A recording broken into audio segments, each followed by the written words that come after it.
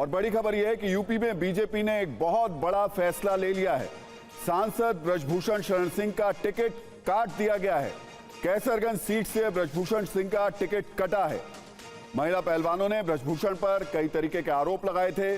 BJP की पहली list आने से पहले की ये सबसे बड़ी खबर है।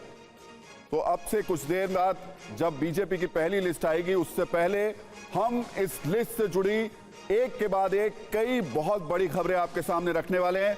और उसमें सबसे पहली और सबसे बड़ी खबर यह कि ब्रजभूषण शरण सिंह का टिकट कट गया है। मेरे सहयोगी आनंद पांडे इस वक्त मेरे साथ मौजूद है। आनंद, कह सकते हैं कि इस बार भारत के सबसे विवादित सांसद ब्रजभूषण शरण सिंह का टिकट काट दिया गया।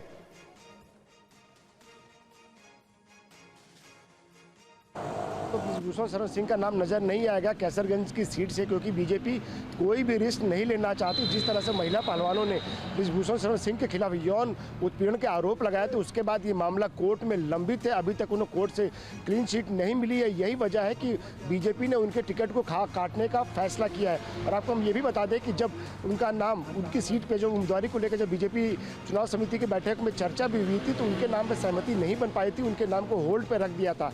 तो ऐसे में ये बताया जा रहा है कि ब्रजभूषण शरण सिंह की जगह या तो प्रेम नारायण पांडे, जो कि वहां से विधायक है, उनको, या फिर अजय सिंह, वो भी विधायक है और ये ब्रजभूषण शरण सिंह के करीबी है, उनको टिकट मिल सकता है। लेकिन उसके लिए हमें इंतजार करना पड़ेगा।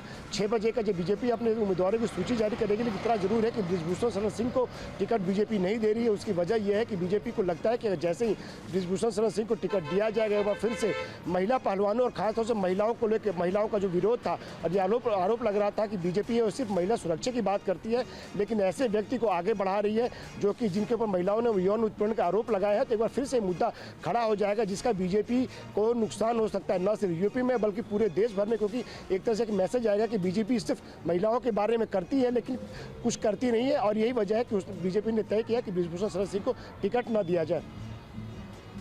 आनंद, लेकिन बहुत महत्वपूर्ण खबर है और सबसे बड़ी खबर इस वक्त हम आपको बता रहे हैं। एक बार फिर से बता देते हैं, यूपी में ब्रजभूषण शरण सिंह का टिकट कट गया है। मेरे सहयोगी पंकज झा भी इस वक्त मेरे साथ मौजूद हैं। पंकज, अगर यूपी की सियासत के हिसाब से बात करें, ब्रजभूषण शरण सिंह आखिरी वक्त तक, कह सकते हैं आखिरी वक्त, मैं इसलिए बोल रहा हूं कि जब जब उनसे सवाल किया गया इस बात को लेकर के, बहुत आश्वस्त दिखाई देते थे।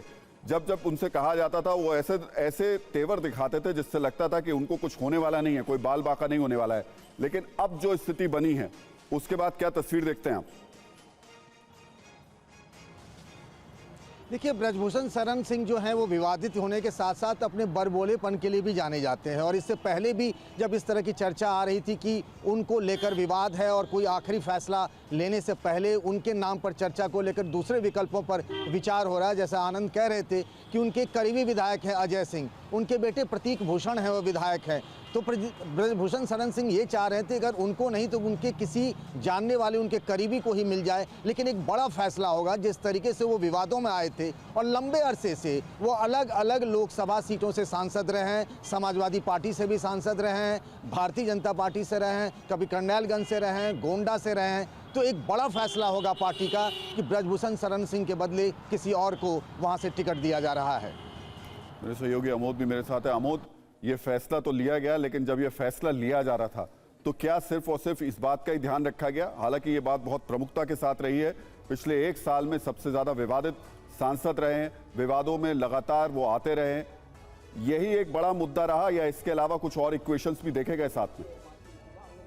देखिए, इक्वेशन के तौर पे अगर देखें तो ब्रजभूषण शरण सिंह बिल्कुल फिट वहाँ पे उम्मीदवार थे और कद्दावर नेता हैं, सालों से जीतते रहे हैं, 5-6 बार जीतना आसान नहीं होता है, अलग अलग पार्टियों से जीतते रहे हैं। तो ये बात नहीं हो सकती है। लेकिन ये जरूर है कि जिस तरह से विवाद में बने रहे पिछले 2 साल से, और कई बार सरकार की किरकिरी हुई, सालों तक यहाँ पे जो पहलवान थे वो सड़कों पर थे, जंतर मंतर पर प्रदर्शन हुआ। कर्नाटक चुनाव के दौरान जिस तरह से पहलवानों ने सड़क पर प्रदर्शन किया, बैठे रहे धरना पे, और जिस तरह का एक देश में माहौल बना, एक नैरेटिव गढ़ा गया, उससे बीजेपी को काफ़ी नुकसान लगता है। बीजेपी के नेताओं को या टॉप लीडर्स को ऐसा लगता है कि ब्रजभूषण के चलते पार्टी को कई जगह पर नुकसान हुआ है, परसेप्शन में नुकसान हुआ। तो ये एक बड़ा कारण हो सकता है बृजभूषण शरण सिंह को टिकट नहीं देने का। और पार्टी परसेप्शन के आधार पे ही कुछ और भी आपको चौंकाने वाले नाम दिख सकते हैं। जो विवाद में नेता रहे हैं, जो सांसद रहे हैं, वैसे और भी कई नेताओं के टिकट हो सकता है कि कट जाए, जो अब तक विवाद में रहे हैं, पार्टी के लाइन से अलग अपने आप को दिखाए हैं, या जो भी विवाद पैदा किए हैं। तो अभी सूची का थोड़ी देर इंतजार करना होगा राहुल जी। 6 बजे जब ये सूची आ जाता है तो उसमें आपको और भी इस तरह के नाम दिख सकते हैं। दिल्ली से कुछ नाम चौंकाने वाले जुड़ सकते हैं।